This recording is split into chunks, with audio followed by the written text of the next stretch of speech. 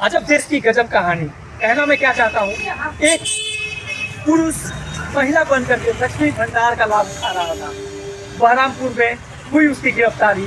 नमस्कार, मैं पंकज, आप सबका स्वागत है द ग्लोबली न्यूज अपडेट्स में। शुभेंदु अधिकारी के हस्तक्षेप के बाद में, उनके शिकायत के बाद में इस व्यक्ति विशेष को किया गया गिरफ्तार। आइए देखें क्या है माजरा और मामला।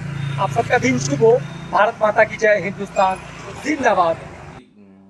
মানে পুরুষ যে লক্ষ্মীর ভান্ডার পাচ্ছিল, যেটা মহিলাদের প্রকল্প আপনার পঞ্চায়েত এলাকায় এবং পঞ্চায়েতের সামনেই তিনি থাকেন, কি বলবেন? হ্যাঁ, দেখুন এটা তো बच्चा बहुत है ना।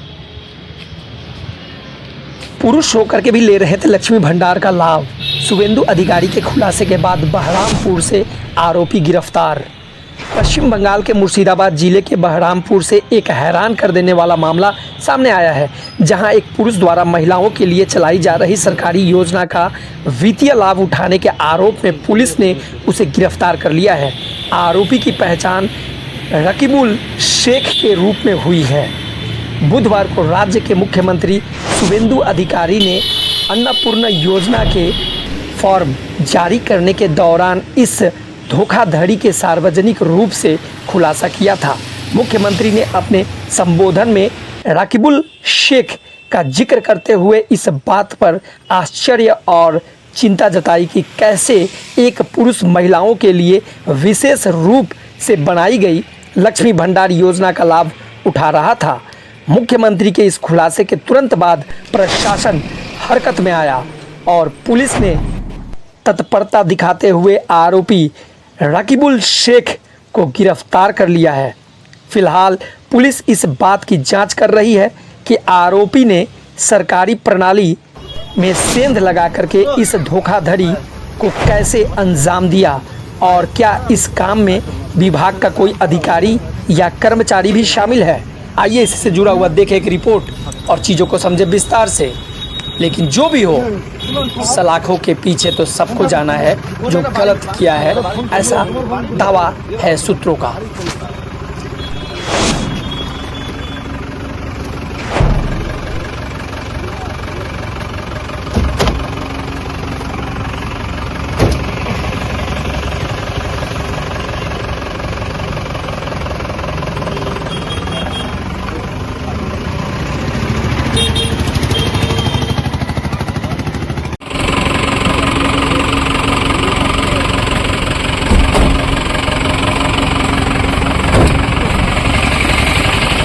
এমনি আগে তখন আমার একটা রেস্টুরেন্টের ব্যবসা আছে, পার্টনারে আছি, হ্যাঁ হ্যাঁ, দিয়ে তারপরে কবে থেকে আপনার লক্ষ্মী ভান্ডার ঢুকছে কিও জানেন? কয়েকদিন থেকে কয়েক মাস ঢুকছে, কয়েক বছর থেকে যাই হোক।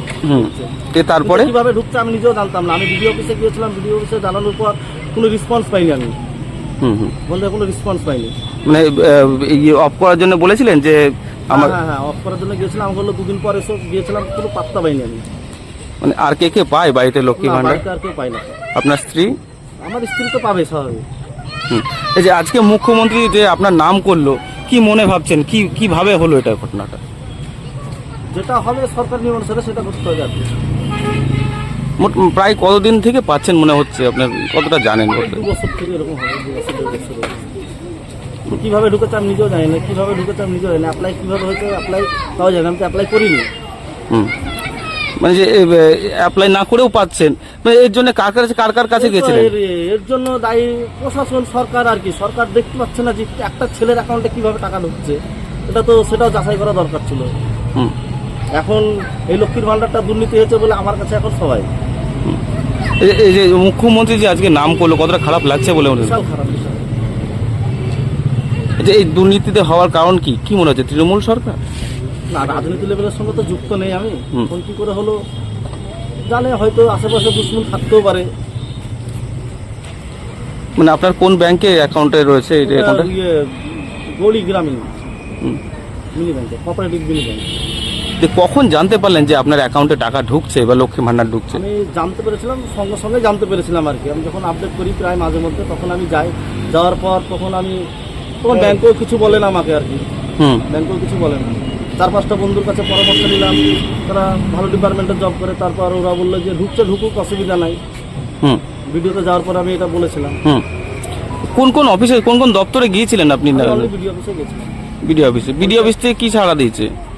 ও এখন নাই, ভিডিও যার সঙ্গে কথা বলবার সে নাই, পরে আসবে এরকম কথাবার্তা আপনার লোকাল পঞ্চায়েত অফিসে? জানাইনি। ও লোকাল পঞ্চায়েত অফিসে জানতো না, তবে এমনি পাড়ার লোক জানতো বা কেউ কিছু? না, জানি না সেরকম। হুম, মানে কি চাইছেন যে আজকে মুখ্যমন্ত্রী আপনার হয়ে একবারে পুরোপুরি আপনার নাম করলো, এবার নাম করার পরে এর মধ্যে তো কোনো সাহায্য চাই, এটা যদি যাচাই করে দেখতে যায় তো মনে হয় 45% বা 40% আছে এরকম। হুম, কি চাইছেন এখন আপনি? মুখ্যমন্ত্রী সাহেব যেটা বলেছে এটা পুরো আমাকে উল্লেখ করে এটা যদি যাচাই করে পুরো পশ্চিমবাংলায়, তো এটা সবারই মনে হয় 40% পেয়ে যাবে আর কি। এরকম হতে পারে? হতে পারে, সম্ভাবনা। কিন্তু কিভাবে ঢুকেছে আমি নিজেও জানি, আমি তো অ্যাপ্লাই করিনি, আমার হিয়ারিংও আসেনি, কোনো ফর্ম ফিল আপও করিনি আমি। হুম, হ্যাঁ, দেখুন এটা তো আমাদের কাছে ডেটা থাকে না, এটা যেহেতু দুয়ারে সরকার ক্যাম্পের মাধ্যমে আমাদের ওনারা জমা করেন এবং কিছু কিছু হয়তো অনলাইনেও করেন, এবার সেটা তো ব্লক ভেরিফাই করে পাঠায়, তো সেহেতু হয়তো হয়েছে সেটা আমাদের জানা ছিল না এবং আমাদের আইডিয়ার মধ্যেও ছিল না। একটা আমাদের কাছে কিছুদিন আগে একটা এসেছিলো এরকম, যেটা ভুলবশত হয়তো হয়েছিল, একবারই পেয়েছিলেন উনি, তো সেটা আমরা ব্লকে জানিয়ে ওনার নামটা ডিসকানেক্ট করেছিলাম। এই যে এইসব প্রকল্প লক্ষ্মীর ভান্ডার বলুন বা অন্যান্য যে সামাজিক, সেখানে পঞ্চায়েত প্রধানের কি ভূমিকা থাকে না? না, এগুলোতে পঞ্চায়েত প্রধানের ভূমিকা থাকে না। আমরা যখন জানতে পারি যে না এই ডেটে হয়তো দুয়ারে সরকার ক্যাম্প হবে, তখন আমরা সেটা অ্যানাউন্স করিয়ে দিই। যেমন এর ক্ষেত্রে বাড়ি দেওয়ার ক্ষেত্রে পঞ্চায়েত প্রধানের দ্বারা একটা ইনকোয়ারি হয়, সেই সব ইনকোয়ারি কি করেন? না না, পঞ্চায়েতের প্রধানের দ্বারা ইনকোয়ারি হয় না। এখন যেটা হয়েছিল, আমাদের দ্বারা নামটা দেওয়া হয়েছিল, তারপর ইনকোয়ারিটা সরকার পক্ষ থেকে 2বার 3বার 4বার এবার সেরকমভাবে করা হয়েছে, ইনকোয়ারি করা হয়েছে, সেটা আবার বিভিন্ন দপ্তর থেকে। আমাদের পঞ্চায়েতের ইনকোয়ারি অন্য পঞ্চায়েতের কিংবা অন্য দপ্তরের অফিসার এসে করেছেন, এইরকমভাবে হয়েছে। এই যে আপনার বাড়ির কাছে মানে এবং পঞ্চায়েতের সামনে কোনোদিন জানতে পারেননি এরকম হয়েছিল বা কিছু? না না, সেটা আমাদের জানার কথাই নয়, সেটা আমাদের জানার কথা না, কারণ এটা ডেটা তো কোনোটুকুই থাকে না পঞ্চায়েতের কাছে, থাকলে হয়তো। শুনেছিলেন বা কিছু? না না না, কোনোদিনই কোনো শুনিনি। এখন যদি এর বিরুদ্ধে ব্যবস্থা কি বলবেন, মানে এই যে এটা তো একটা অপরাধ, এর বিরুদ্ধে কি কোনো ব্যবস্থা নিতে বলবেন বা কি? হ্যাঁ, সেটা ব্লক ভেবে দেখবেন যে না কীভাবে কী স্টেপ নেওয়া যায়।